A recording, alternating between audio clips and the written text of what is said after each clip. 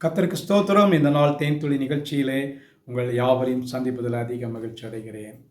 இந்த நாள் கர்த்தர் உண்டு பண்ணின நாள். இந்த நாளிலே நாம் மகிழ்ந்து களி கூறுவோம். இந்த நாளில் கூட தாவீதினுடைய சங்கீதத்தில் 16வது சங்கீதத்திலிருந்து ஒரு வசனத்தை நான் உங்களுக்கு படிக்க விரும்புகிறேன். வசனம் எப்படியாக சொல்லுகிறது?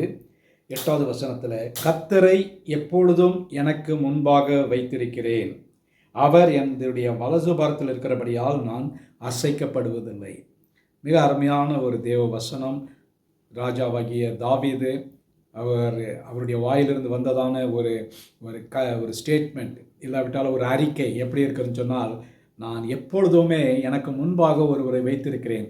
அவர் யார் என்று சொன்னால் தேவாதி தேவன் கர்த்தர். அந்த கர்த்தரை நான் எனக்கு முன்பாக வைத்திருக்கிறபடியினாலே எனக்கு என்ன நேரிட்டாலும், எப்படிப்பட்டதான பிரச்சனைகள் வந்தாலும், சோதனைகள் வந்தாலும், கஷ்டங்கள் வந்தாலும், வியாதி வந்தாலும், எப்படிப்பட்டதான ஒரு நெருக்கடியிலே நான் கடந்து சென்றாலும் கூட அவர் சொல்லுகிறதான ஒரே ஒரு வார்த்தை, கர்த்தரை நான் எனக்கு முன்பாக வைத்திருக்கிறபடியினாலே நான் அசைக்கப்படுவதில்லை.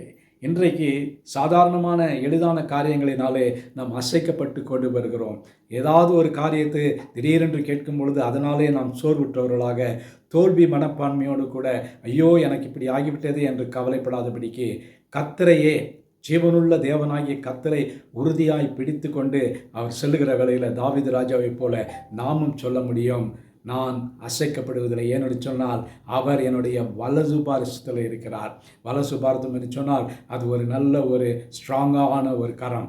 அவருடைய என்னுடைய வலசு பாரத்தில் இருக்கிறபடினாலே அவர் என்னோடு கூட இருக்கிறார், எனக்காக எல்லாவற்றையும் செய்கிறார்.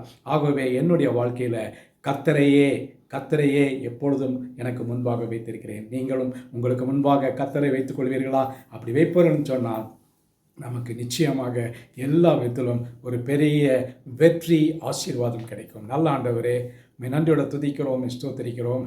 இந்த காலை வேளையில் கூட விசேஷமாக ஆண்டவரே, தாவீது ராஜாவினுடைய வார்த்தையின்படியாக நாங்கள் உம்மை எங்களுக்கு முன்பாக வைத்திருக்கிறோம் ஐயா.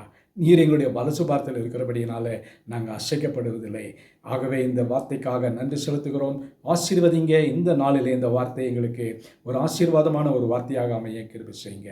மீட்பர் இயேசுவின் நாமத்தில் ஜெபிக்கிறேன் நல்ல பிதாவே. ஆமேன், ஆமேன். கர்த்தர் உங்களோடு இருப்பாராக. உங்களுக்கு இன்று ஒரு வெற்றி உள்ள நாளாக அமையட்டும்.